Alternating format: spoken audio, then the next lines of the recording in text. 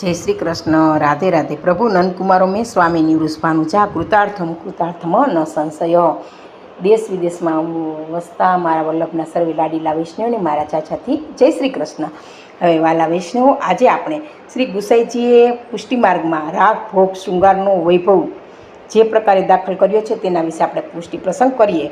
एटले के आपणे राग भोग श्रृंगारनो वैभव आपणा मार्गमां छे ने तेना विषे आपणे जोईए के एनाथी भक्त पोताना सर्वभावोने पोताना सेव्यने लाड लडावी शके छे। एटले के कोईने सरस मजाना धोळ गीत आवडता होय तो ठाकोरजी पासे गाई शके छे। कोई सरस मजानो सुंदर सुंदर सकड़ी अने सकड़ीनो भोग ठाकोरजीने धरी शके छे ने कोई सरस मजाना शणगार धरावी अने ठाकोरजीने लाड लडावी। आ त्रणमांथी जेनामां जे आवडत होय ते ठाकोरजीने करीने आपणे आ सेव्यने लाड लडाववा जोईए। कीर्तन सामग्री तेमज वस्त्र श्रृंगारनी जेटली विविधता पुष्टि मार्ग में जोवा मळे छे एटली अन्यत्र शायद ज हशे। एटले आपणे ठाकोरजीने आपणे श्रीनाथजीनुं स्वरूप जोईए छे के दररोज एक ज वाघा पहेरवामां आवे छे, बीजे दिवसे ते वस्त्र पहेरवामां आवता नथी। एटले आपणा ठाकोरजीनो वैभव छे तेवो अन्य कोई देवी देवतामां नहीं होय। विशेषतः जेओ लालन अथवा ठाडा स्वरूपनी सेवा करता हशे तेमने तो वस्त्र श्रृंगार विषे जाणकारी होवी ज जोईए। कारण के श्री महाप्रभुजीए निबंधना सर्वनिर्णय प्रकरण में आज्ञा करी है कि वस्त्रोथी तेमज आभरणोथी पण जे रीते श्री कृष्ण प्रभुना स्वरूपનું सुंदर दर्शन थाय तेम ते अंगना ते स्थान पूर्व सरह अलंकारादि श्रृंगार प्रेमथी धरवा। एटले आपणे जे रीतना ठाकोरजीનું सुंदर दर्शन थाय कि आ सरस ठाकोरजी लागे छे तेवी रीतना आपणे अंगीकृत करवा। तेथी यथाशक्ति श्रीने संप्रदायनी रीते अनुसार श्रृंगार पण धरवो जोईए। प्रभुने श्री मस्तकना, श्री अंगना, श्री हस्तना, श्री चरणारीना जुदा जुदा प्रकारना हीरा माणिक पन्ना जड़ाव मूंगा मोती सोना आदिना श्रृंगार आवे छे जे ऋतु अनुसार बदलाय छे। श्री मस्तके पाक चंद्रिका पगा फेटा दुमालो टीपारा गुलेजोड़ मुकुट शेरो आदि विविधतापूर्ण श्रृंगार पण धरवामां आवे छे। पाग फेटा अने पगा पर मोतीनी लेर होय छे तेमज सिरपेज पण आवे छे ज्यां कुले पर विविध त्रवलो अने गोटीनी ताईद आदि धराय छे। अने श्री हस्तमां पण लर पोची बाजूबंध वगैरे अने श्री चरणाविंदमां पायल थोड़ा कड़ा जोर पगपान आदि धरवामां आवे छे। श्री अंग पर श्री कंठमां अनेक आभरण विविध मालाओ धरवामां आवी छे। एमां कंठेसरी कंठाभरण दुलरी कौस्तुभ हास त्रिवल पदको अने ऋतु अनुसार हीरा मोती माणिक मीना सोना वगैरेनी जुई करी वल्लभी आदि मालाओ तथा हार कटला वगैरे धरवा जोईए। आ रीते ठाकोरजीनी विविध प्रकार श्रृंगारनी वात आमां वाला वैष्णव आपणे करी छे के त्रिवल ए पान आकारना हीरा माणिक आदिना नंगना पादकनी टूंका हार जेवी होय जे श्रीकंठमां हासनी नीचे धरवामां आवे छे ने त्रिवल कहेवामां आवे छे। श्रीजीना दर्शन करता आ श्रृंगारोनी विविधता निहाळवी जोईए। जो वाला वैष्णव ज्यारे आपणे नाथद्वारा जईए त्यारे श्रीनाथजीनुं मोटुं ठाडुं स्वरूप छे तो आपणे दर्शन करता करता आ बधी भावना करवी जोईए अने धरावेल श्रृंगाરના दर्शन करवा जोईए अने ठाकोरजीने सरस रीते निहाळवा जोईए। तो आ राग भोग श्रृंगाરની विविधतावाळो प्रसंग पूरो थाय छे। बोल श्री कृष्ण कन्हैयालाल की जय। हवे आगळ आपणे राधानो हिंदीमां एक प्रसंग जोईए कि एक बार ऋषि दुर्वासा बरसाने आया। श्री राधा रानी अपनी सखियों संग बाल क्रीड़ा में मग्न थी। छोटे छोटे बर्तनों में झूठो मूठो भोजन बनाकर इष्ट भगवान श्री कृष्ण को भोग लगा रही थी। ऋषि को देखकर राधा रानी और सखिया संस्कार बड़े प्रेम से उनका स्वागत किया। जो राधा रानी छोटी थी तभी उसने आदर सत्कार किया। उन्होंने ऋषि को प्रणाम किया और बैठने को भी कहा।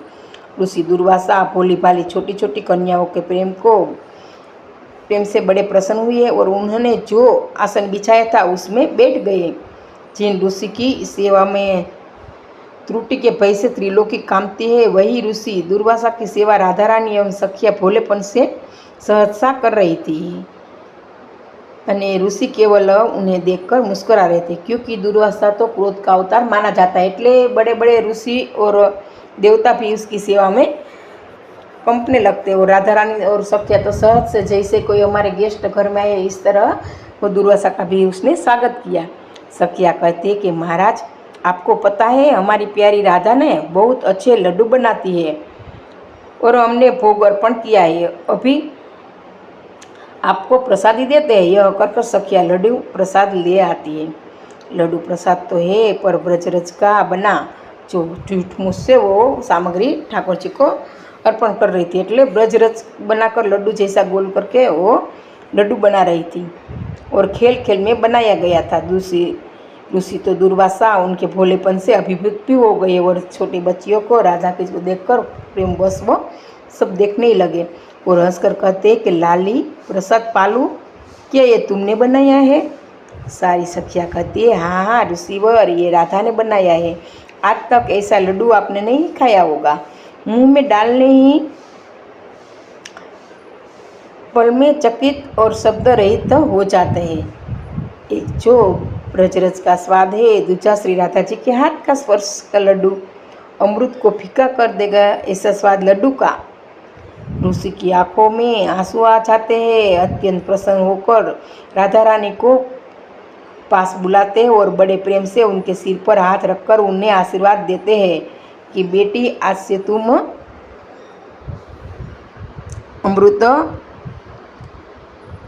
હસતા हुई, એટલે કે आज से सदाई किस अमृत वसता એટલે कि आज से सदाई तू किशोरी रहेगी, उम्र तुझे बाध नहीं कर दे, ऐसा ऋषि ने आशीर्वाद दिया।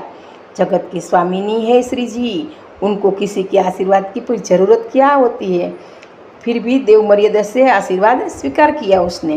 दुर्वासा ऋषि बोले राधा रानी, आप जो बनाओगी वो अमृत से भी अधिक स्वादिष्ट हो जाएगा। जो भी उस दिव्य प्रसाद को पाएगा उसके यश आयु में भी वृद्धि होगी, उस पर कोई विपत्ति नहीं आएगी। उसकी गति त्रिलोकी में भी कीर्ति त्रिलोकी में पहुँचेगी।